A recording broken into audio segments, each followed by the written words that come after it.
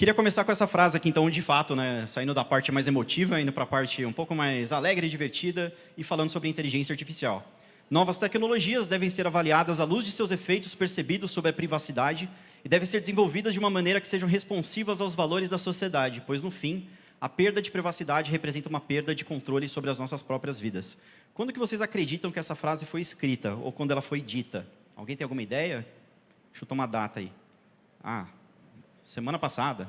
Esse mês? Década de 70? Mas aí vocês foram muito precisos, porra.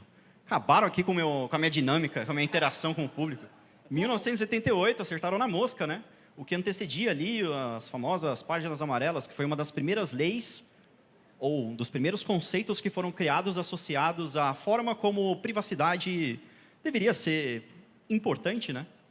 Inclusive, teve um cara nessa época aí que processou a General Motors, né? Porque solicitaram algumas informações e pegaram outras sem o consentimento dele. E, obviamente, que isso não é nada legal.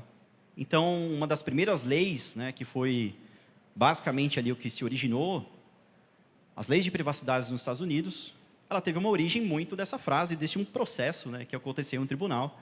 Isso me remete até a uma coisa que falaram aqui anteriormente, que é, muitas vezes a gente só investe quando algo dá errado.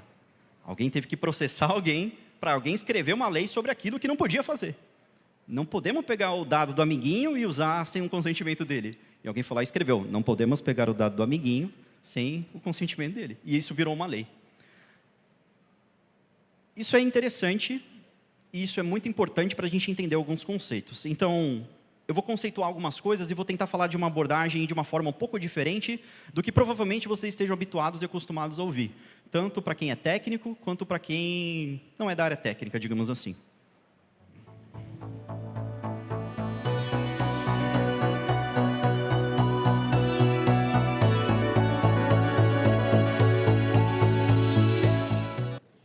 In the 1950s and 60s, scientists built a few working perceptrons, as these artificial brains were called.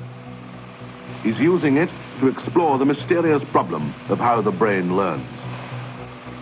This perceptron is being trained to recognize the difference between males and females. It is something that all of us can do easily, but few of us can explain how. To get a computer to do this would involve working out many complex rules about faces and writing a computer program.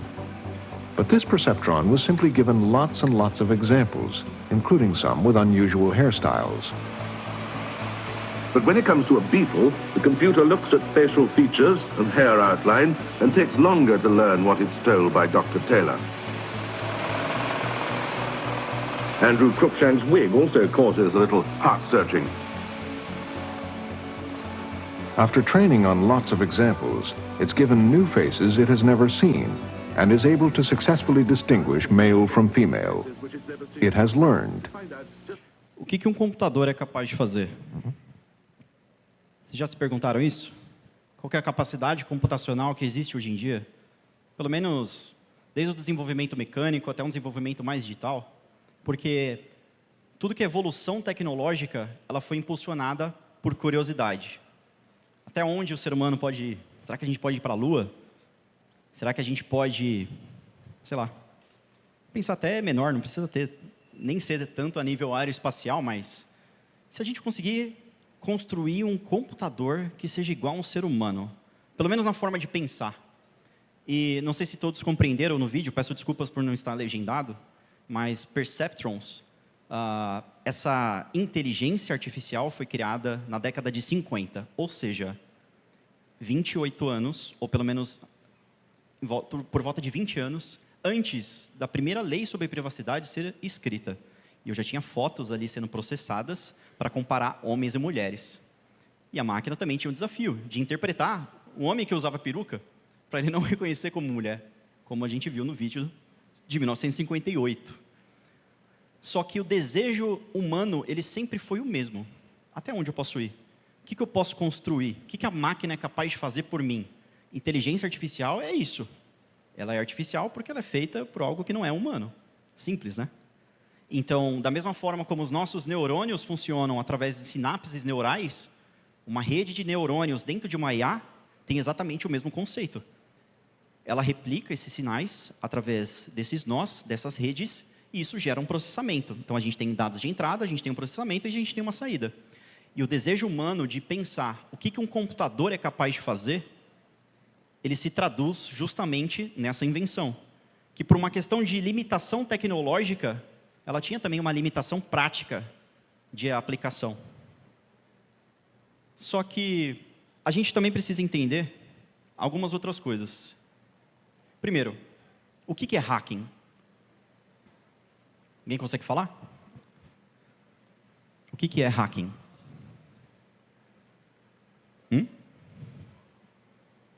O que é hackear algum sistema?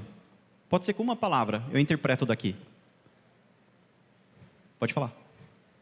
Invadir. Então, se eu usei a palavra invasão, eu estou falando de algo que eu estou fazendo sem autorização. Certo? Pode ser? O que mais, além de invadir? Pirata? Sentido de o hacker, a figura? Pirataria? Ah, tá. Um exemplo da aplicação do que pode ser feito como consequência do hacking, por exemplo. É isso? Mais ou menos. Ajuda? Ah, tá. O ético e o que não é. Perfeito. E o que o hacking explora de fato, então? Aí eu fui em uníssono. Chegamos onde eu queria, então. Vulnerabilidade. Existe uma vulnerabilidade que foi explorada, e uma vulnerabilidade é algo que o sistema permite, não é? Bom, se foi feito, o sistema permitia. Por que deixaram, então? Porque não foi antecipado pelo desenvolvedor. Hacking é isso. Hacking é literalmente subversão. É você subverter o funcionamento do sistema para o seu objetivo, para o seu propósito. É você fazer algo que o sistema permite, mas que não foi antecipado pelo desenvolvedor. Simples, né? Agora, se hacking é isso, o que é segurança, então? Vocês estão se sentindo seguros aqui? Sim? Tem alguém que não está se sentindo seguro? Pode falar, não tem problema não. Não? Todo mundo? Sim ou não? Sim, então tá bom. O que é a segurança, então?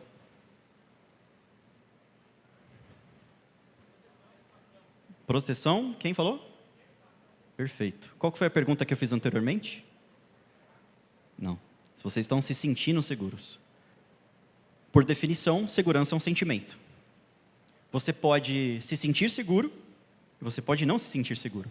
E existem duas situações onde a gente pode aplicar esse mesmo contexto. A gente pode se sentir seguro e não estar seguro. Da mesma forma, a gente pode não se sentir seguro e estar seguro também. Vou dar um exemplo para ficar mais fácil de entender. Eu tenho medo de voar de avião.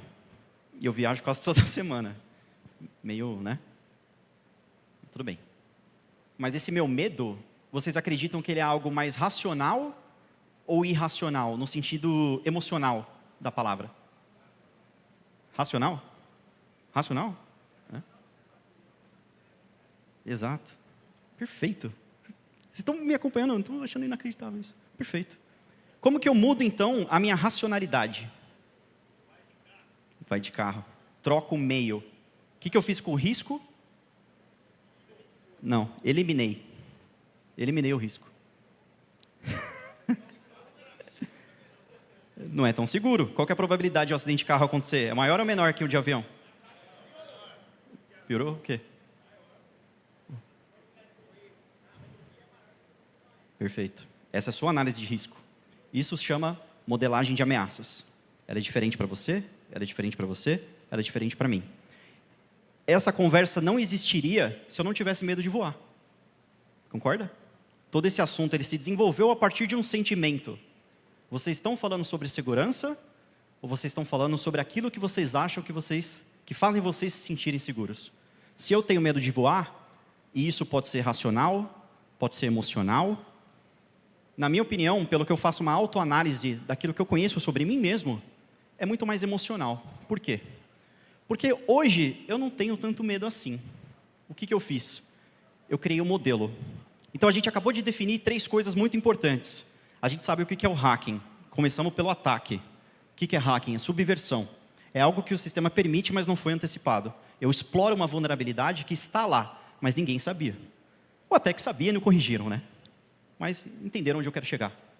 Agora, segurança, se é um sentimento, e eu posso aplicar isso de 2 formas, e eu posso ter mais ou menos segurança analisando as minhas trocas, porque se eu mudar e sair do transporte aéreo e ir para o terrestre, eu tenho novos riscos. a minha taxa de letalidade ela aumenta consideravelmente, no sentido de probabilidade estatística de um acidente de carro acontecer. Porém, obviamente que quando acontece algum acidente aéreo, a chance dele ser letal é muito maior.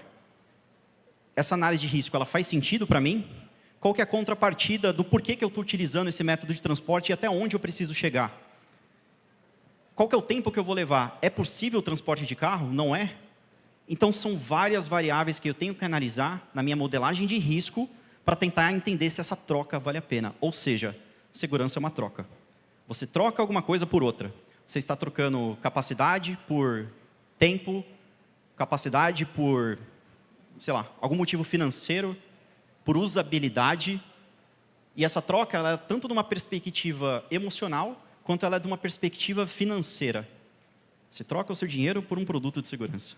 E esse produto vai te dar uma outra sensação sobre aquilo que você acredita que seja segurança para o seu ambiente. Segurança é um sentimento. O que um computador é capaz de fazer? Bom, eu acho que sentimento não é uma delas, né? Sentimento é uma característica humana. Ele é inerente ao comportamento humano. Só que tem um sentimento em específico que eu gostaria de explorar aqui com vocês. E quando vocês estavam no almoço, a gente foi lá e colocou um papel embaixo da cadeira de vocês. Dá uma olhada aí. Na verdade, não tem nada, não. Pode parar de olhar. Mas é sobre exatamente isso que eu queria falar para vocês, que é confiança. Obrigado por terem confiado em mim. Confiança é uma coisa muito ingrata, não é? A gente faz relacionamentos à base de confiança. Se vocês se sentem seguros aqui, é porque, de uma certa forma, vocês confiam no pedreiro, no arquiteto, em todo mundo que levantou aqui essa estrutura, porque eu acredito que em nenhum momento vocês pensaram que o teto poderia cair aqui sobre a nossa cabeça. Então, vocês exercitaram confiança de uma forma indireta, mas exercitaram até chegar aqui. Eu confiei no piloto, que ele sabia o caminho de Guarulhos até Porto Velho. Eu confiei no sistema de trânsito. Eu confiei em vários sistemas de direito. Direta ou indiretamente, a gente exerce confiança nos nossos relacionamentos, no nosso dia a dia, usando aplicações. Só que qual que é o problema quando a gente confia sem conhecer? A gente vai olhar aquele papel e aquele papel não vai estar lá. E isso causa uma sensação ruim, não é? Nem que seja, pô, se tivesse, poderia ter ganhado um brinde, poderia ter ganhado alguma coisa. O que poderia ter acontecido? E esse e se é que é o problema. Que é justamente o que acontece naquela mesma análise quando passa um incidente. O incidente já aconteceu, fui atacado. Putz, e se eu tivesse investido em segurança? Sabe quando, não sei se vocês lavaram louça ontem ou deixaram na pia. Não sei se vocês têm esse costume ou não.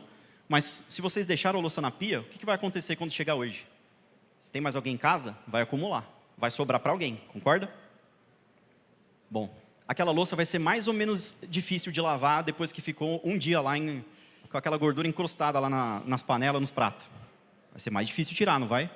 Se você fizer segurança depois, também vai ser muito mais difícil o convencimento a colocar. A usabilidade, a experiência, a troca que você fez não valeu a pena. Quando a gente faz associação de segurança com sentimento, fica muito mais fácil analisar quais são essas trocas. Porque às vezes a gente quer proteger um dado. Por exemplo, se eu falar para vocês 190589, isso representa alguma coisa para alguém? Nada, é um dado, correto? Agora, se eu contextualizar esse dado e falar que é minha data de aniversário, minha data de nascimento, né? Transformei ele em informação. Atribuí um valor àquele dado. Tem uma diferença, preciso proteger a confidencialidade da informação. E muita gente acredita que a responsabilidade corporativa da empresa, setor público ou privado, é da proteção da privacidade da informação. Mas, tecnicamente falando, a nossa responsabilidade corporativa é com relação à confidencialidade, porque privacidade é um direito. Privacidade é um direito humano, fundamental. O que é privacidade de fato? É você escolher se você quer compartilhar aquela informação. A partir do momento que você aceita, o papel daquela empresa é para com a confidencialidade daquela informação. A forma como ela vai tratar aquilo. Seguindo o princípio do menor privilégio, ou menor direito de uso, protegendo todos os aspectos do que eu falei no nosso próprio bate-papo aqui, né, sobre o tripé da segurança da informação. Só que quando a gente associa isso com sentimento, as coisas ficam mais humanizadas. Confiança é um sentimento humano. Como é que eu explico o que é confiança para a máquina? Porque o que é lógica de fato? Lógica não é uma coisa que faz com que a gente entenda o mundo através de observação e a gente não aprende as coisas através de observação? como criança, por exemplo, né? Imitando, comparando, como é que a máquina aprendeu? Então, olha só que interessante, uma inteligência artificial foi feita repetindo exatamente o mesmo processo de aprendizado de uma inteligência humana, que é analisar imagens, interpretar e fazer essas pequenas observações. É homem? É mulher? Que característica que eu uso para fazer essa comparação? Quando eu quero ensinar a máquina a fazer alguma coisa, eu tenho que dar dados para ela. A qualidade da informação que eu vou receber, ela vai ser tão boa ou tão ruim quanto a qualidade dos dados de entrada que essa máquina vai utilizar para criar o seu algoritmo.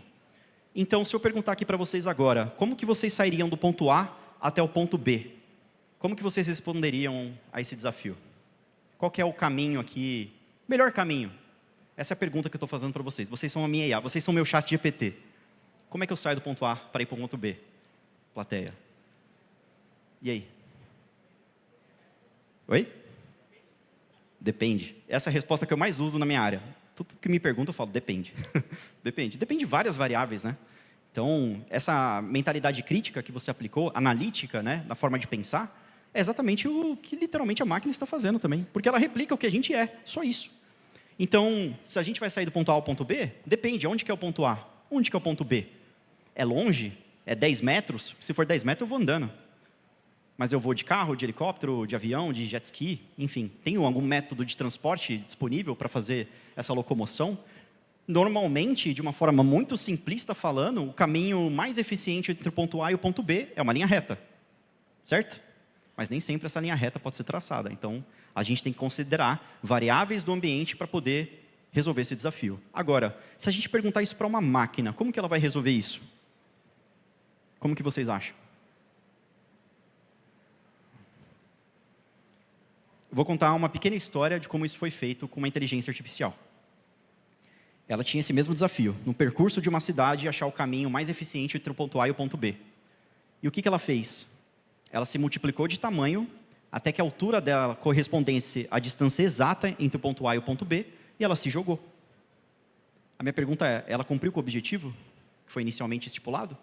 Sim. Ela saiu do ponto A, ela foi até o ponto B. Mas a que custo? Se esse, de fato, é um percurso de uma cidade, e se a maioria das pessoas, quando fala sobre IA, pensa numa forma robótica de representação daquela inteligência, se fosse, de fato, um robô que se multiplicasse de tamanho e se jogasse, destruindo tudo no meio do caminho, será que isso seria realmente a forma mais eficiente ou a mais rápida? E a gente ensinou a IA qual que é a diferença entre os dois? Ela sabe disso? Vocês já leram o livro Guia do Mochileiro das Galáxias? Já viram? Então, quem já falou que sim, já sabe o que eu estou querendo dizer, né? Qual que é o número? Oi? 42. Sabe o que é 42, para quem não leu o livro? 42, vou falar aqui em primeira mão para vocês. É a resposta para todas as perguntas do universo. É o segredo da vida, literalmente. 42. Por que ninguém está impressionado falando, caramba, é isso então? Por quê? Oi? Estão confiando em mim. Se fosse mentira e fosse outro número, né? Mas perfeito, exatamente isso. Exatamente isso. 42 foi uma resposta que foi calculada ao longo de 7 milhões de anos. Demorou 7 milhões e meio, né? Se não me engano. 7 milhões e meio de anos para calcular e chegar na resposta do segredo do universo e de todas as coisas que existem. E é 42. E aí as pessoas, obviamente, perguntaram para a inteligência artificial, né? Pensador profundo, por que 42? E aí o pensador profundo falou, vai demorar mais 7,5 milhões de anos para te dar essa resposta. Talvez a gente não esteja vivo até lá. Então, isso, senhoras e senhores, é o que a gente chama de black box. Uma inteligência artificial, ela é literalmente uma caixa preta. Porque a gente aplica um conceito chamado lógica, que é a forma como a gente interpreta, analisa dados, entende e observa o mundo. E a partir dessa lógica, a gente tem um processamento que muitas vezes pode ser uma ação, é uma resposta. Quando a gente usa um chat GPT, por exemplo, a gente conhece os dados de entrada, que é o que você está colocando, a gente conhece a resposta, que são os dados de saída, mas a lógica que foi utilizada para que ele te desse aquela resposta, muitas vezes ela é desconhecida, porque você não conhece o que é o sistema por dentro. Às vezes nem os próprios cientistas que desenvolveram essas redes neurais, eles têm conhecimento de tão profunda que elas são. E o chat GPT, como exemplo, né, uma IA, um modelo GPT, ele tem muita profundidade nessas redes neurais. Esse Deep Learning é extremamente vasto e extenso, e ele está sempre aprendendo. Esse que é o problema. Então, alguém sabe qual que é a conclusão lógica daqui? E aí? Uma palavra. Quem vai arriscar? Alguém falou antes. E aí? Confiança. Vocês usam o ChatGPT? Levanta a mão quem usa o ChatGPT. Vocês confiam no ChatGPT? O que está escrito abaixo do prompt do ChatGPT, vocês lembram? Para não confiar totalmente nas respostas, porque ele pode causar o que é conhecido como alucinação. Já ouviram falar nisso? Eu acho que é uma besteira, porque ela não está alucinando em absolutamente nenhuma hipótese.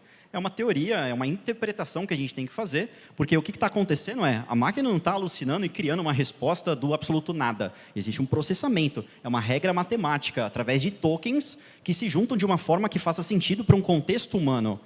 A gente sabe os dados de entrada, a gente sabe os dados de saída, mas a gente não aplica um conceito que é conhecido como inteligência artificial explicável. Não é possível explicar como esse processamento foi feito. E aí, dito isso, esse é o desafio. É a gente não confiar cegamente numa determinada tecnologia. É a gente entender melhor como ela funciona. E entender como as coisas funcionam é o segredo do hacking.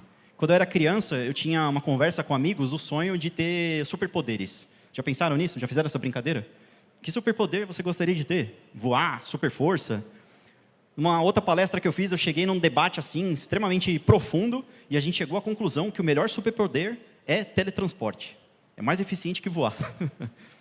Voar é muito legal, deve ser muito legal, né? Mas teletransporte é muito mais útil, convenhamos, né? Foi um debate muito interessante. Mas se a gente sabe quais são os desafios, quais são os riscos, e a gente sabe como a máquina funciona, porque afinal de contas fomos nós, seres humanos, que inventamos, a gente só precisa ir atrás do conhecimento para tentar não deixar outras pessoas subverterem o funcionamento pelo qual foi o objetivo primário da criação de tal sistema. E tudo é um sistema. Uma sociedade é um sistema, um computador é um sistema operacional é um sistema. Quando eu era criança, o meu sonho era ter visão de raio-x. Vocês lembram daquelas propagandas lá do... baixa o aplicativo aqui do celular, e aí coloca assim na mão. Eu baixei. Eu não sabia nada de segurança na época, né?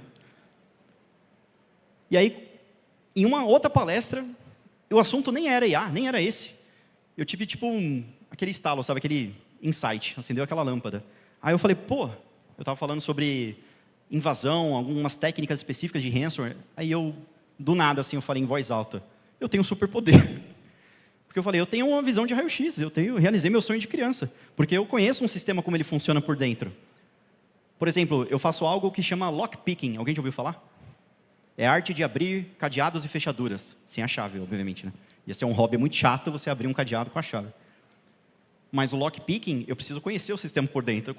Eu preciso conhecer o cadeado por dentro. Se eu quero hackear um sistema operacional como o Windows, eu tenho que conhecer a arquitetura do sistema operacional Windows, para conhecer as suas vulnerabilidades, conhecer como os drivers se comportam, como eles funcionam com as bibliotecas, quais são essas DLLs, quais são as APIs, a que nível isso funciona no kernel e na camada de usuário, qual que é a interação e a limitação entre esses dois mundos. O conhecimento da arquitetura do sistema permite você explorar deficiências da arquitetura desse mesmo sistema. Logo, se eu quero explorar uma inteligência artificial, eu tenho que conhecer uma inteligência artificial por dentro. Inteligência artificial é um campo muito mais vasto, é como se fosse um guarda-chuva, que dentro dele a gente tem outras disciplinas, como Machine Learning, como Deep Learning. O que mais? Inteligência artificial generativa também é uma aplicação. E olha que interessante, esse ano, o NIST, que é uma organização americana, ele lançou uma cartilha, na verdade foi ano passado, tá? O RMF, a versão 1.0, que é uma cartilha de análise de risco. Então, hoje já existe um framework que te dá boas práticas de como implementar e como, inclusive, desenvolver inteligência artificial de uma forma que seja responsiva aos valores humanos. Então, olha só que interessante. Hoje, a gente não fala apenas de tecnologia, a gente fala também de ética. Porque se IA é uma replicação daquilo que é uma capacidade humana, ela também vai replicar a capacidade humana que é ruim, não é só a que é boa. Como o preconceito, como o seu próprio viés daquilo que você concorda ou não concorda, politicamente falando. Isso é um problema, porque a qualidade dessa inteligência muitas vezes vai depender da mente de quem desenvolveu. E hoje a gente tem, esse ano, aí sim, o NIST AI 600-1, que é um framework de risco específico para a inteligência artificial generativa. Tamanho risco que isso é. Então, se para conhecer e hackear um sistema de IA, a gente tem que saber como ele funciona por dentro, vamos olhar de uma forma bem simplista, não temam o slide, não temam a foto, é bem simples mesmo. Existem basicamente 3 formas da gente explorar a vulnerabilidade numa IA. Conhecimento do sistema, ponto de acesso e tempo de acesso. Rapidamente, conhecimento do sistema é o black box que eu estava falando. Se a gente não conhece o sistema por dentro, ele é uma caixa preta, a gente não consegue ver dentro. Se a gente consegue, ele é uma white box. Quem define isso é o limite da conexão através das APIs. APIs, para quem não sabe, são basicamente formas como aplicações se comunicam umas com as outras. Tempo de acesso à IA, treinamento. Eu posso modificar os dados de treinamento. Imagina alguém está desenvolvendo uma IA e eu vou lá e coloco os meus dados nessa IA. Que efeito que isso vai ter no fim das contas? Eu posso fazer também uma análise de inferência, que é entendendo o algoritmo treinado e conseguindo manipular a forma como ele pode funcionar. E, obviamente, o mais simples e o mais fácil, método de ponto de acesso, físico ou digital, através das informações que eu estou usando de entrada. Entendido isso, olha como fica muito mais fácil entender, por exemplo, nesse caso prático, qual desses pontos eu estou explorando a vulnerabilidade da IA. Aqui a gente tem placas de trânsito que foram modificadas com perturbações nas imagens, adesivos. Alguns deles, por exemplo, como nessa terceira foto, basicamente transparentes, né, invisíveis a olho nu, mas que para a máquina, para uma rede neural que está fazendo a interpretação dessa imagem a partir do ponto de acesso de entrada de dados físicos, que é uma câmera de segurança, faz muito sentido. E esse sentido que ela dá é entender de uma forma diferente da que foi originalmente proposta. Qual que é a definição disso? Dessa subversão que eu estou fazendo de uma placa de trânsito? Hacking. Estou hackeando uma IA. Simples dessa forma, colocando um adesivo. Claro que eu que estou falando que é simples, né? Provavelmente não deve ter sido esse estudo. Olha que interessante uma aplicação prática disso. Aqui, a gente tem uma predição utilizando um modelo. E esse modelo previu com 99,85% de eficiência, de certeza, que isso é uma placa de pare. Perfeito? Leu corretamente a placa. Só que aqui do outro lado, eu aplico um outro modelo chamado Carlini e Wagner, que são sobrenomes das pessoas que inventaram esse modelo matemático, e eu tenho uma interpretação incorreta dessa placa, que é a placa de stop, de pare, como a predição com uma eficiência e uma probabilidade estatística maior do que a original, de 99,91%. E essa placa foi lida como 120 km por hora. Essa notícia que vocês estão vendo aqui é justamente esse teste que foi feito. Um carro autônomo, dirigido por uma IA, que deveria dirigir e parar numa determinada parte do percurso, ele avançou a 120 km por hora. Então, aquilo que eu estava falando para vocês de um robô se multiplicar de tamanho e se jogar, de repente não parece tão absurdo assim, né? Porque um carro a 120 km por hora, onde ele deveria parar, é também uma ameaça. Então, a gente começa a ter, basicamente, uma comunicação entre o mundo físico e o mundo digital, e isso passa a se tornar um problema. Não sei se vocês têm acompanhado notícias sobre deepfake, voice cloning, táticas que usam IA para poder fazer engenharia social. O negócio está perdendo o controle. Já era difícil antes. As pessoas já caíam antes, sem um determinado nível de conhecimento para entender que aquilo poderia ser uma ameaça, que aquilo poderia ser red flags de que um ataque estava acontecendo. E para a gente identificar isso, e eu não vou estender e perder muito tempo com isso, mas eu queria deixar isso para vocês como uma lição de casa. Para a gente reconhecer engenharia social em um ataque tentando explorar a nossa confiança, a gente tem que entender psicologia. A gente tem que entender de pessoas. Se a gente quer entender uma máquina, e essa máquina replica uma capacidade humana, a gente tem que entender de pessoas também. E para explorar pessoas, a gente usa princípios de influência, e existem 6, que foram determinados por um psicólogo comportamental chamado Robert Cialdini. E nesses princípios, se eles forem seguidos, você tem uma chance muito maior de explorar a confiança humana. Então, quando isso é explorado, e existem vários exemplos disso acontecendo, a gente tem problemas, a gente tem impacto, a gente tem risco, tanto no mundo físico quanto no mundo digital. A conclusão lógica aqui é, se hacking é subversão e se segurança é um sentimento, O que eu tenho que fazer, além de saber de pessoas? Eu tenho que mudar isso de alguma forma. Como é que eu mudo isso? E esse é o terceiro ponto que eu gostaria de trazer para vocês na minha palestra, que é modelo. Eu aplico um modelo para que eu consiga modular e alterar a minha percepção sobre aquilo que é realidade, para que a gente não tenha um distanciamento entre os dois. O que é um modelo? De uma forma muito simples. Conhecimento, aprendizado. Eu falei no início que eu tinha medo de avião. Como é que eu perdi esse medo? Ou ele diminuiu drasticamente? Foi só remédio? Não, não foi só com remédio. Foi através de conhecimento. Vocês conhecem o canal do Lito, Aviões e Músicas? Já viram? Eu sou uma pessoa racional, trabalho com TI, trabalho com segurança. O que eu fui fazer então, ir atrás para diminuir meu medo de avião? Fui pesquisar sobre aviação, fui pesquisar sobre segurança na aviação. E aí, olhando esse canal, que ele passa as informações de uma forma bem mais simples, bem mais didática, né, do que tecnicamente falando, eu aprendi lá, por exemplo, nenhuma turbulência é capaz de derrubar um avião. E eu confio nessa informação porque ela tem embasamento técnico. E essa confiança me deu uma tranquilidade, que foi o modelo que eu utilizei para alterar a minha percepção do que eu achava que era real. Muitas vezes aquilo que você sente é distante do que aquilo que é de fato que representa a realidade. E quando a gente tem esse distanciamento e o nosso sentimento não representa aquilo que de fato é real, a gente tem um problema. Muitas vezes se investe em segurança para causar a percepção de segurança no usuário. Sabe por exemplo, aquele show de... esqueci o nome agora do evento específico, mas militarismo, por exemplo. Existe toda uma demonstração de poder. Isso é muito claro quando a gente olha para outras nações que fazem muito mais promoção, muito mais divulgação disso, daqueles desfiles, né, daquelas paradas, mostrando o seu poderio militar. Isso é demonstração de poder. Para quê? Estabelecimento de medo. E o medo, ele te dá uma confiança que talvez você não deveria ter. E vice-versa. Você sente medo por conta daquilo. O medo controla. O medo é um modelo que a gente aplica para modular o nosso sentimento. Só que ensinar por medo pode ser um problema. E a gente faz muito isso em segurança, né?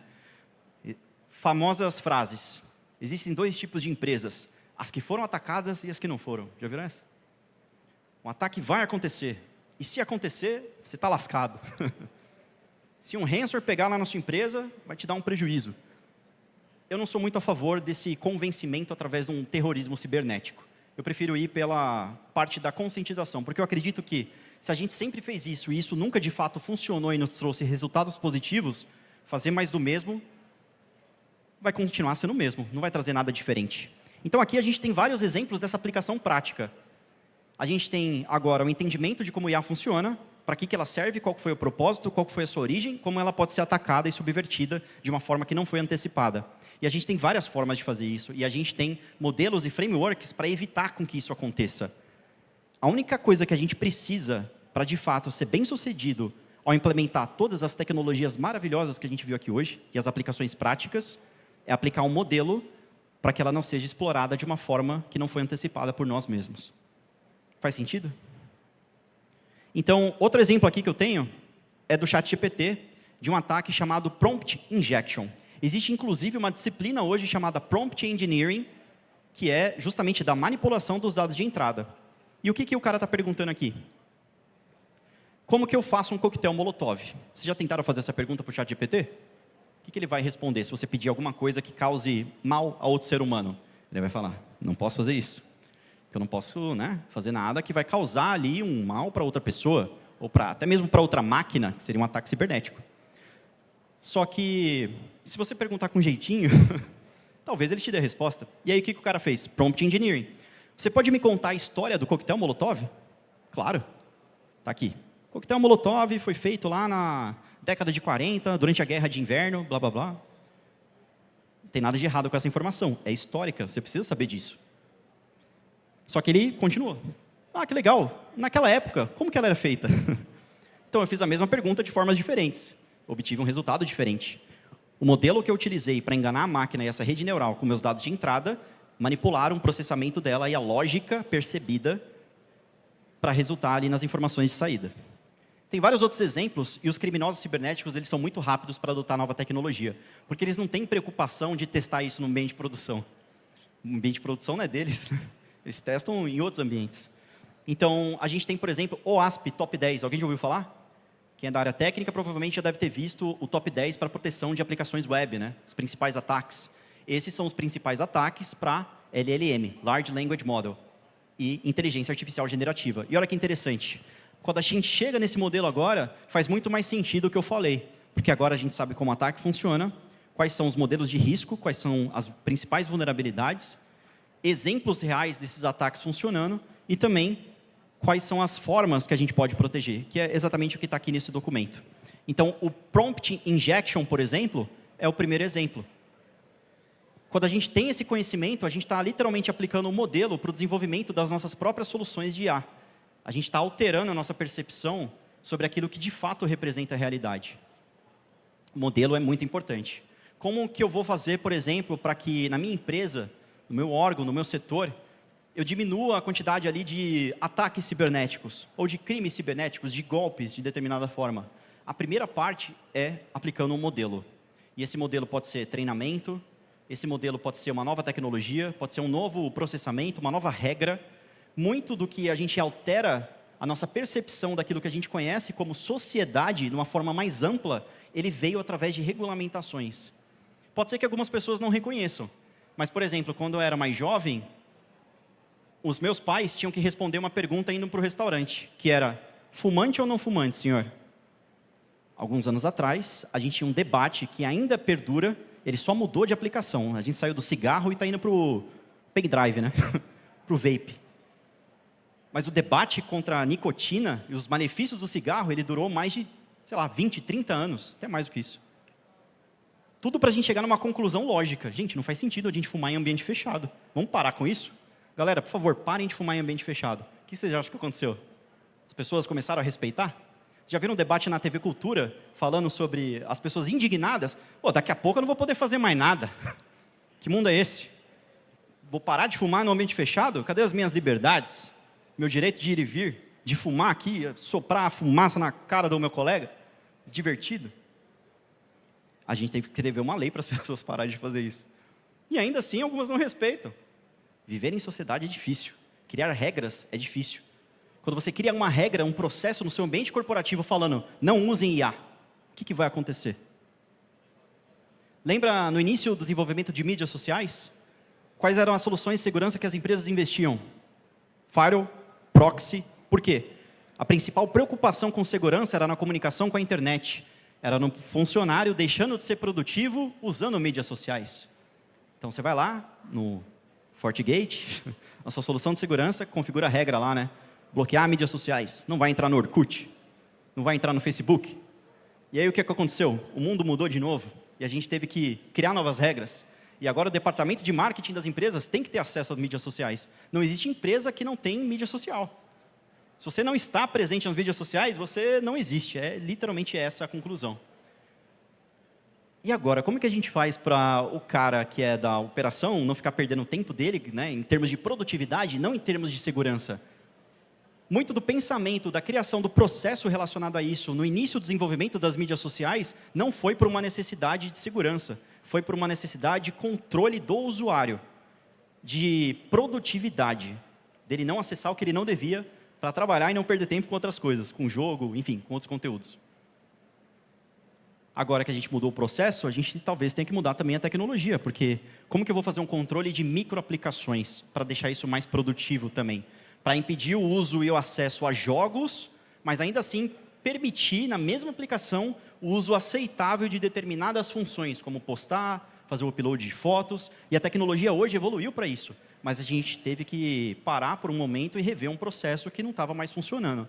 A gente teve que, como sociedade, fazer um debate muito grande sobre ciência, sobre educação, sobre ética, para poder criar uma lei que fosse alterar o comportamento. Um processo é o modelo. O modelo, ele muda a forma como a gente pensa sobre aquilo que é a nossa realidade. E a minha realidade é diferente da realidade de vocês. Existem mundos paralelos, existem realidades diferentes. Você querer fazer alguma coisa que é para o benefício de todos, inegavelmente, você vai ter que pensar numa forma como indivíduos, que são as pessoas que fazem parte da sua organização. Porque nem todos vão aprender da mesma forma. Sabe, na escola eu via muito professores falando que eu era burro, que eu não aprendia. Enfim. Provavelmente vocês tiveram essa experiência, outras pessoas que vocês conhecem tiveram essa experiência, porque a gente segue um único modelo, que é um modelo extremamente robótico e inflexível de estudo e de aprendizado. E esse modelo ele mudou ao longo dos anos. O que a gente tinha antes como disciplina, a gente não tem mais hoje. Mas alguém precisou parar e falar, não está dando certo. Tem alguma coisa que precisa ser feita diferente. Isso foi feito com o Maitre Tech, quem é da área técnica sabe. E a gente tem um framework também, outro, para o Maitre Atlas, que é específico para a inteligência artificial. Tudo isso, gente, são modelos. São formas que a gente pode utilizar para aprender. Ou seja, a gente não precisa reinventar a roda. A gente não precisa achar que sabe qual que é o certo a ser feito. Tudo bem que até você saiba, por conhecimento, por experiência, mas leia, pesquise informações, aprenda sobre outros modelos, porque de repente aquilo que é o certo para você não é o certo para outra pessoa. E sempre vai ser muito difícil da gente chegar numa mesma conclusão. Por mais que eu seja assertivo aqui, tenha fundamentos, pesquisa, embasamento, referências, provavelmente vai ter alguém que está falando, esse cara está falando merda, está falando besteira, eu não concordo com ele. E está tudo bem, vamos encontrar uma forma, um meio termo, onde a gente consiga ter essa comunicação. Igual nas mesmas dinâmicas que aconteceram aqui, eu tenho medo de voar, outra pessoa não tem outros medos. Não é por isso que eu vou fazer pouco caso de uma fobia. Alguém tem medo do escuro aqui? Levanta a mão. Com certeza alguém tem, a gente tem mais de 300 pessoas aqui. Mas existe uma pressão da sociedade com relação ao que você pode ou não expor, com relação à sua própria intimidade, com relação ao seu próprio sentimento. E muitas vezes isso é ofuscado de você. E aquilo é reprimido. Mas o medo do escuro, ele existe. Ele pode ser racional ou ele pode ser irracional. Depende da origem desse medo. Pode ser de alguma coisa sobrenatural, talvez, se você acredita nisso. Mas pode ser um medo mínimo de bater o dedinho na quina de algum móvel. Esse é o medo que eu tenho, por exemplo, porque dói pra caramba. Mas é um medo, não deixa de ser real. Assim como o medo do sobrenatural, por mais que você acredite ou não, também não deixa de ser real. Porque o medo, ele afeta as suas ações. O medo sendo real ou não, ele altera o seu poder de decisão. A informação que você recebe e confia, de acordo com a reputação, ela altera o seu poder de decisão. Na resposta de um incidente, na resposta de um assalto, por exemplo. Tem uma frase que eu gosto muito. Não sei se fui eu que inventei, não vou falar que foi, porque eu não quero ser prepotente a esse ponto. Mas eu vou utilizar ela nessa aplicação. E das 3 frases que eu quero que vocês saiam daqui hoje, a primeira é: o que um computador é capaz de fazer? A segunda é: o nosso corpo, ele nunca estará onde a nossa mente nunca esteve. Se você não se preparar, não aplicar um modelo para que você saiba como reagir a uma situação adversa, quando ela acontecer, você não vai saber o que fazer. Isso já aconteceu comigo diversas vezes. Isso acontece com as empresas muitas vezes também. Aconteceu um ransomware. E aí? Para quem que eu ligo? Você sabe, você tem um telefone de quem pode te ajudar? Você tem um processo escrito do que você vai fazer e como você vai seguir para responder aquela ameaça? Você vai pagar o resgate? Você vai restaurar o backup? Mas você vai restaurar o backup sem saber se aquela ameaça permanece no seu ambiente e se voltar e comprometer tudo de novo. E se aquelas informações que foram roubadas forem compartilhadas com outros grupos criminosos? Olha quantas não definições a gente tem aqui. Só num simples exercício e uma simples apresentação sobre inteligência artificial. E olha quanta coisa que a gente não pode falar. Um outro exemplo de modelo que foi aplicado para entendimento de IA é de reconhecimento e biometria facial. Vocês sabiam que um dos primeiros desenvolvimentos, inclusive tem um seriado na Netflix, não sei se ainda está disponível no catálogo, mas chamava Coded Bias. Não lembro a tradução nova em português, se alguém souber, pode falar.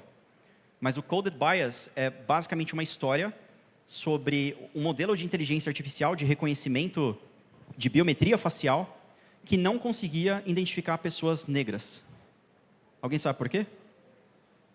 Como que uma máquina aprende? Ela processa o quê? Lembra do primeiro vídeo, do Perceptron? Então, esse modelo foi treinado com um conjunto de dados majoritariamente de pessoas brancas.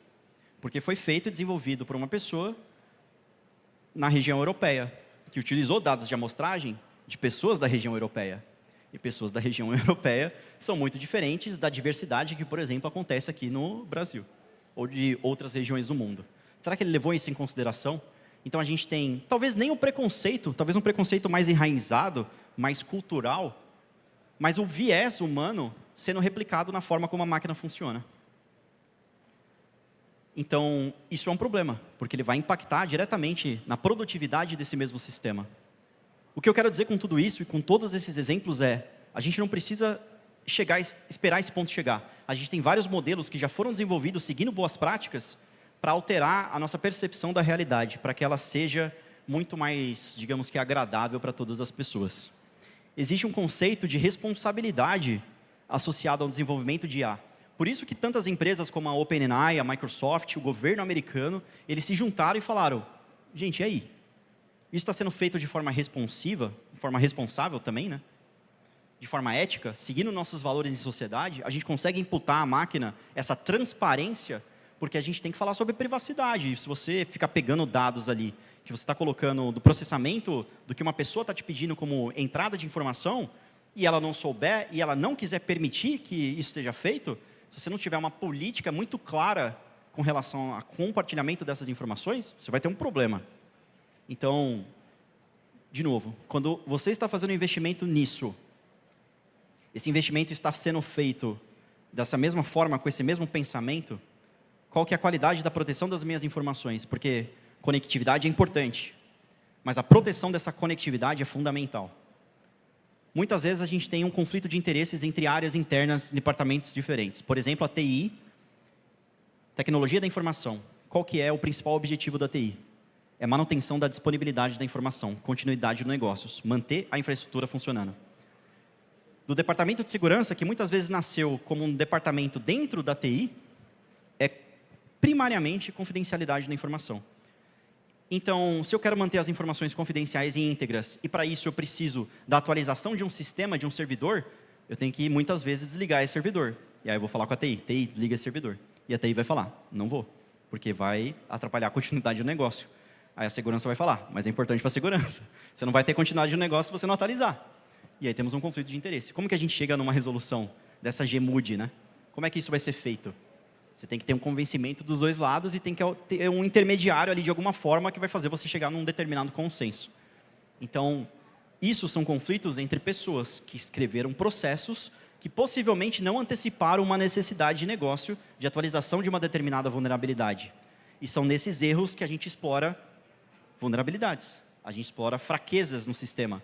E lembra que sistema não é só tecnologia, é também processos, é também pessoas.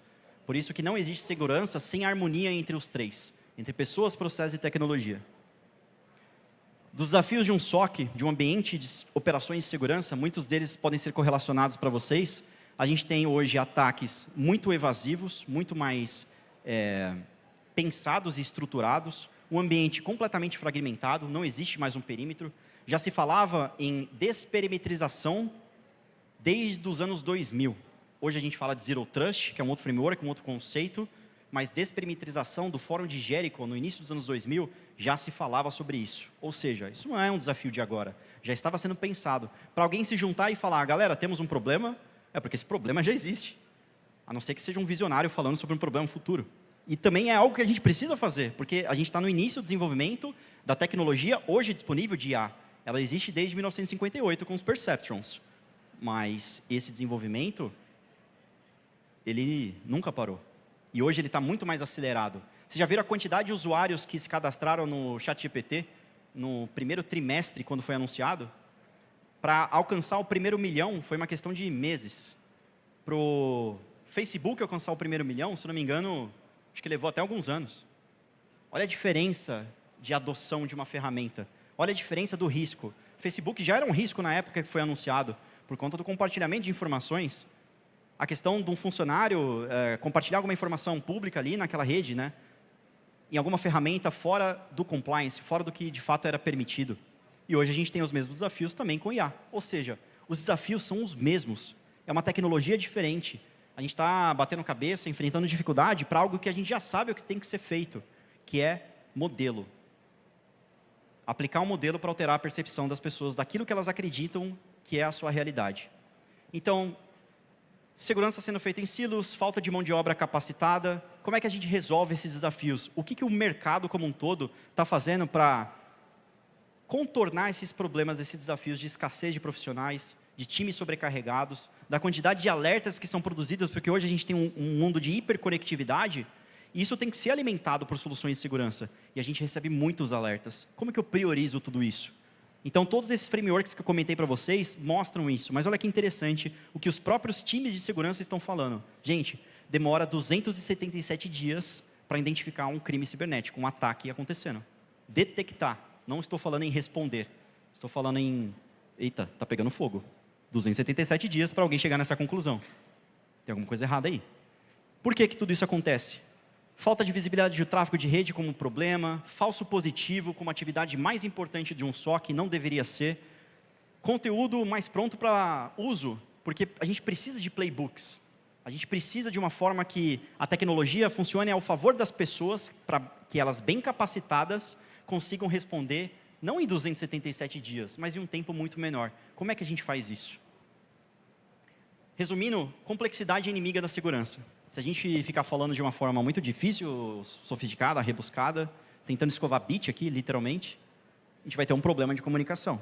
Vou estar falando aramaico, vocês vão estar falando e entendendo grego. Então, a gente precisa de uma taxonomia, de uma forma que a gente unifique essa linguagem. E existem frameworks para isso. O framework do Maitri, por exemplo, é exatamente o propósito.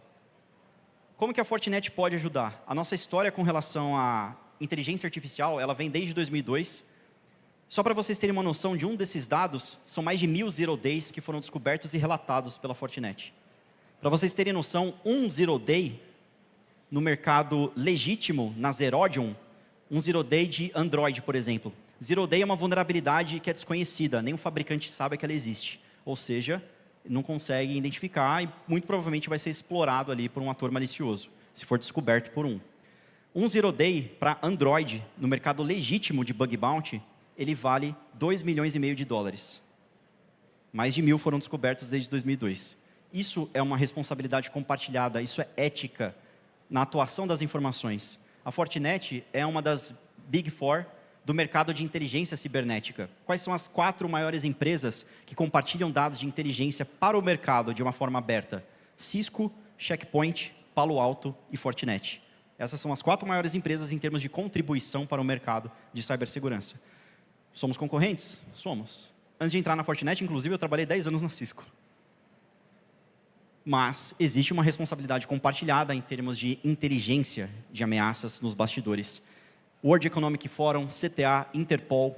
Na Interpol, a Fortinet ajudou a levar à justiça 7 pessoas esse ano, responsáveis por crimes cibernéticos. Então, tudo que vocês estão vendo aqui de produto, de conectividade, existe todo um time de mais de 1000 pessoas no mundo inteiro protegendo essa infraestrutura. Isso é responsabilidade compartilhada. Isso é ética e são os valores que são compartilhados, não só com as pessoas de dentro da empresa, mas também para fora do mercado como um todo. São 20 anos de experiência aplicando o conceito de IA, e muita gente me pergunta, Flávio, a Fortinet tem IA? E a resposta é, quem que não tem? Todo mundo tem. IA não é um diferencial. Talvez a forma como ela foi desenvolvida, o seu machine learning, possa ter capacidades mais estendidas, mas todo mundo tem IA. Qualquer empresa de segurança tem IA. Se ela não tem, ela está defasada já no mercado. Essa não é a pergunta certa, não é a pergunta mais inteligente a ser feita. A pergunta certa é, Flávio, como que a Fortinet usa IA? Qual que é a responsabilidade corporativa que ela tem para o mercado, para com a sociedade, com o mundo, através de valores de ética e transparência com todo o mercado? Essa é a pergunta que tem que ser feita. Então, não vou passar por essa história, mas tudo que a gente tem de Fortinet no mundo inteiro retroalimenta a nossa IA. Passa pela FortiGuard e volta para vocês como inteligência. Ou seja, se um ataque for detectado no Japão, você no Brasil vai estar automaticamente protegido pela mesma base de inteligência, caso ela esteja atualizada com as mesmas referências. Isso é responsabilidade compartilhada. A gente tem um portfólio que expande desde rede segura, que é o que basicamente está todo mundo já acostumado, né? Que é FortiGate, FortiManager, Analyzer. Mas a gente tem um portfólio imenso, não só de SaaS, mas de operações de segurança orientadas por IA, que eu sou responsável. Então, eu trabalho com SecOps. Eu sou engenheiro de desenvolvimento de negócios dentro da arquitetura de operações de segurança da Fortinet, que tem vários produtos. Não vou passar por todos eles agora, mas tudo que a gente tem de serviços de segurança, de funcionalidades, como, por exemplo, um IPS, ele tem no FortiGate, mas ele tem também em outras soluções. E olha que interessante. Se você tem o proxy, o NDR, o ADC, o SASE, o firewall, independente do produto, você tem a mesma funcionalidade sendo aplicada em diferentes camadas de segurança. A mesma política, a mesma proteção. Isso é o que a gente chama de efeito de rede local. Quando o fornecedor de uma solução de IPS, ele atualiza o sistema com novas vulnerabilidades, novas assinaturas, essa assinatura ela vai para todas as caixas que representam um produto de IPS. Mas como esse IPS para nós ele é uma funcionalidade, assim como é o antivírus, como são, né, outras funcionalidades do FortiGuard, porque todas elas têm IA por trás, essa atualização é feita para todos os produtos, independente de qual segmento de atuação deles. Então, vale para o Firewall, vale para o NDR, vale para o Proxy. O investimento que a gente tem feito, inclusive eu tenho 2 patentes pendentes, uma delas é relacionada a IA, para aplicação dentro de produtos da Fortinet, mas a Fortinet no mercado hoje é a empresa que mais tem patentes originais, né, de segurança no mercado. Ou seja, construção a partir de expertise interna, de inteligência interna sendo desenvolvida para as soluções. Só que muito investimento foi feito para acelerar esse desenvolvimento. Mais recentemente, Next DLP e o Lacework, que é o FortiSnap hoje. Então, existe muito produto, muita coisa. Para quem só conhecia a FortiGate, a Fortinet tem mais de 60 soluções de segurança no portfólio. É muita coisa. Eu não aprendi nem metade. Estou 1 ano na Fortinet, pô, nem me cobra. Outbreak Alerts é a última coisa que eu queria mostrar aqui para vocês. NIST Framework, versão 2.0. Todas essas funcionalidades estão mapeadas ao NIST. Ou seja, se você usa um framework de mercado para coordenar suas decisões sobre segurança, seja sobre processo ou investimento, você pode associar o produto que você tem e saber se você está protegido contra uma determinada ameaça. Por exemplo, WannaCry, sei lá, joguei qualquer coisa. WannaCry explora ali fatores relacionados a, sei lá, comunicação SMB, que era o protocolo que era utilizado, e isso está associado com a função de proteção do framework do NIST. Fortinet, o que você tem de proteção em termos de funcionalidades que estão alinhadas com esse pilar? Eu tenho IPS, eu tenho antivírus, bot, web filtering, e etc. Então, você vai lá, clica e vê. Tem uma assinatura, tem a proteção heurística, análise comportamental dessa funcionalidade associada com essa característica, e eu tenho esse produto, então, eu estou teoricamente, tecnicamente, por essa camada, protegido, resguardado de uma certa forma. Isso é uma análise muito importante. E esse é um documento gratuito. Já ouviram falar do FortiGuard Outbreak Alerts? É exatamente isso que eu passei para vocês. Responsabilidade compartilhada de inteligência de ameaças. A gente não cobra por esse serviço. Você não precisa ser cliente da Fortinet para receber essas informações. Você vai lá e usa. Se você achar que, por exemplo, a Fortinet tem algo para agregar em termos de tecnologias, pessoas ou processos para a sua organização, a NBS, por exemplo, como parceiro, está à disposição para auxiliar vocês. Eu estou à disposição para auxiliar vocês e todo o nosso time estendido. Então, a última coisa que eu queria mostrar aqui para vocês é uma aplicação prática de um produto, uma funcionalidade, na verdade, que é a inteligência artificial generativa da Fortinet aplicada às soluções do portfólio, que é o FortiAI. Literalmente, para resumir de uma forma bem rápida, a gente tem uma espécie de chat GPT dentro das nossas soluções. Sabe todos aqueles problemas de SOC que eu falei, de desafios, de falta de capacitação, de falta de pessoas, mão de obra? É como se você tivesse um auxiliar te resolvendo ali o dia a dia. Então você fala para o FortiAI, FortiAI, gera um relatório aqui para mim. FortiAI, configure ou me dê o checklist de configuração do meu FortiGate e me fale se ele está associado com as boas práticas de mercado. FortiAI, no FortiCIEM, estabeleça aqui uma regra, um playbook, e compartilhe isso com a minha solução de EDR, que é do fornecedor B. Não precisa ser necessariamente Fortinet tudo, por mais que a gente queira e meu vendedor fique extremamente feliz com isso. Mas a diferença aqui é que a gente molda essas respostas fazendo o que é chamado de augmentation, que é basicamente a gente colocar informações de bancos de dados da Fortinet e do FortiGuard para alimentar essa IA. E outra, segurança e privacidade, que é exatamente o primeiro ponto que eu falei para vocês. Como a Fortinet usa IA nas suas soluções? Através de compartilhamento de dados com anonimização. Treinei muito para falar essa palavra e errei. Anonimização de dados. Para eu não perder o fator confidencialidade da informação. Informações confidenciais podem ser mascaradas automaticamente antes do compartilhamento. FortiAI não compartilha nem fornece acesso aos dados do cliente. Vai fazer isso no chat GPT. Você já perguntou para ele se ele compartilha suas informações com outras pessoas? FortiAI não compartilha. Então, se você quiser usar uma inteligência generativa para um propósito de segurança, onde vai ter alguma informação a nível confidencial, que seja feita através de uma forma transparente. Onde essa funcionalidade hoje está disponível? FortiAI está presente no FortiManager, Analyzer, e são licenças adicionais. Mas ele é gratuito e já está embutido no FortiCIEM e no FortiSOAR. Então, essas são todas as capacidades que podem ser feitas. Ajuda bastante um analista mais júnior a analisar um incidente, analisar um caso, fazer recomendações de eventos, recomendações de resposta, gerar um relatório. Então, você torna um N1 tão eficiente quanto poderia ser um N2. A gente só precisa aplicar um modelo para que ele entenda como esse processo funciona e modificar ele como pessoa a extrair o melhor uso da tecnologia. Pessoas, processos e tecnologia. Esses são alguns exemplos de geração de playbook, no-code, low-code.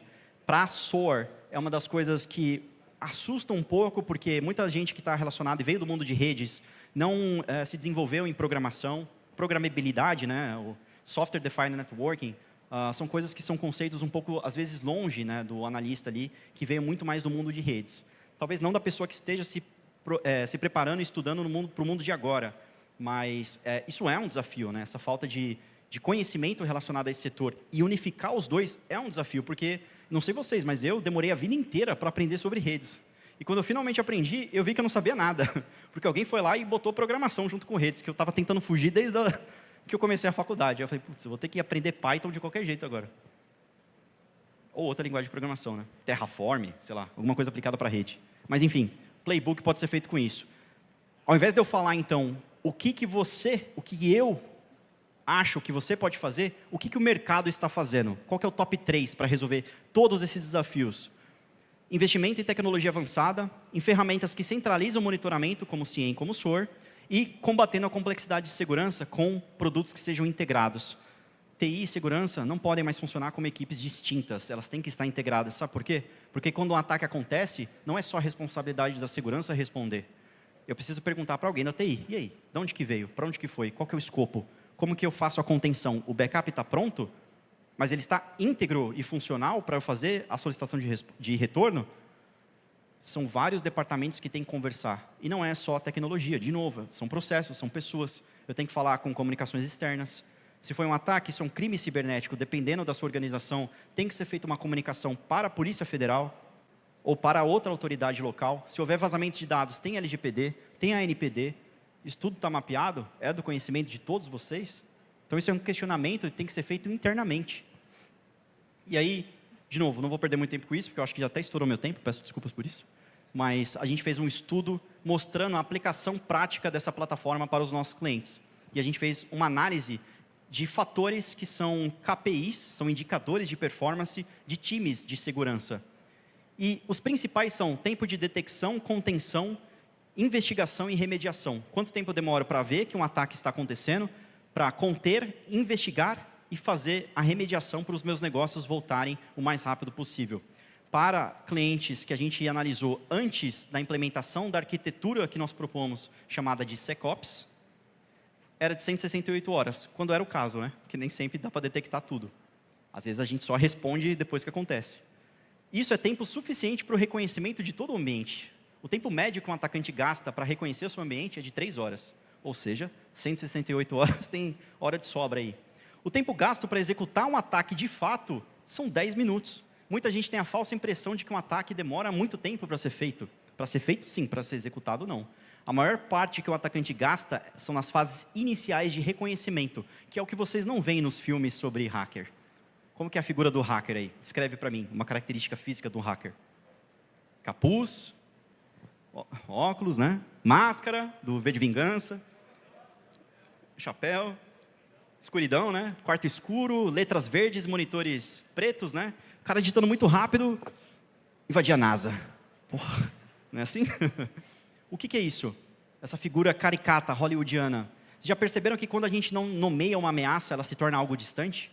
Por exemplo, se eu falar para vocês, Francisco de Assis, tomem cuidado com Francisco de Assis. Pô, nome de santo? Por que eu vou ter medo do Francisco de Assis? Agora, se eu falar para vocês que em 1998, se eu não me engano, não me falha a memória, existia uma pessoa, né, chamada Francisco de Assis, que o vulgo era o maníaco do parque. Olha isso, o maníaco do parque. Não dá muito mais medo do que o Francisco de Assis? essa modelagem de ameaças, muitas vezes a gente não faz.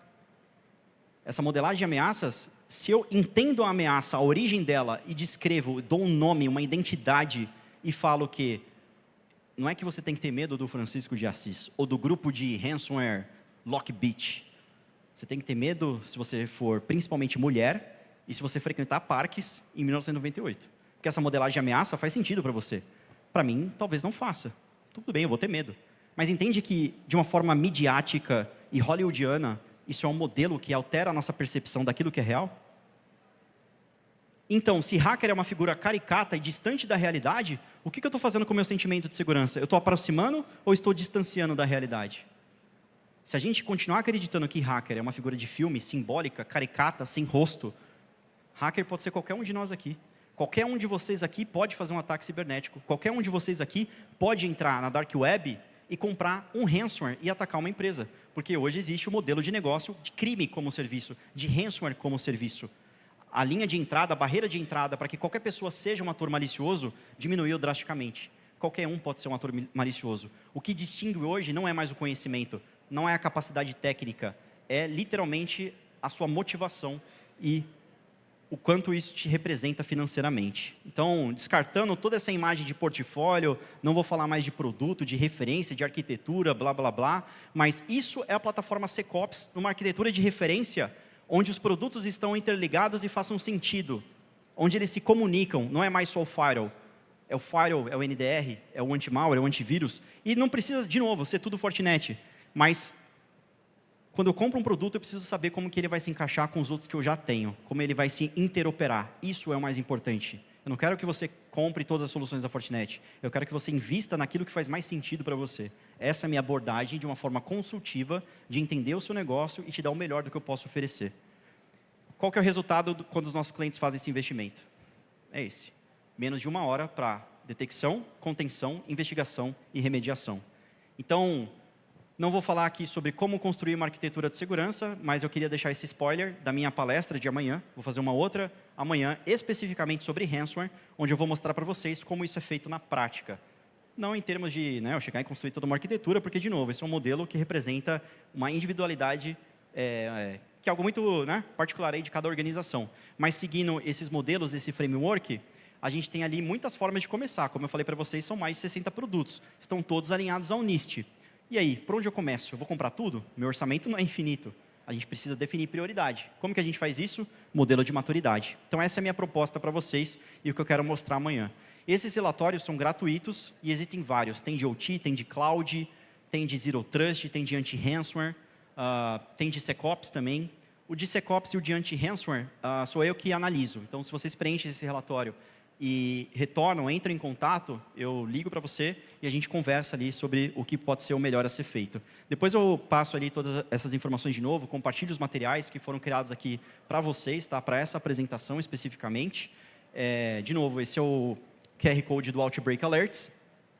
E a terceira e final mensagem que eu deixo aqui para vocês, é que se a gente tem que parar de se perguntar o que de fato precisa ser feito em termos de segurança e mudar a nossa cultura com relação a isso, a gente não pode mais fazer as mesmas perguntas também. Então, a gente já sabe o que um computador é capaz de fazer. Então, a pergunta certa é, o que um computador, na verdade, deveria fazer? E essa é a responsabilidade social e ética que todos aqui deveriam ter. Obrigado, pessoal.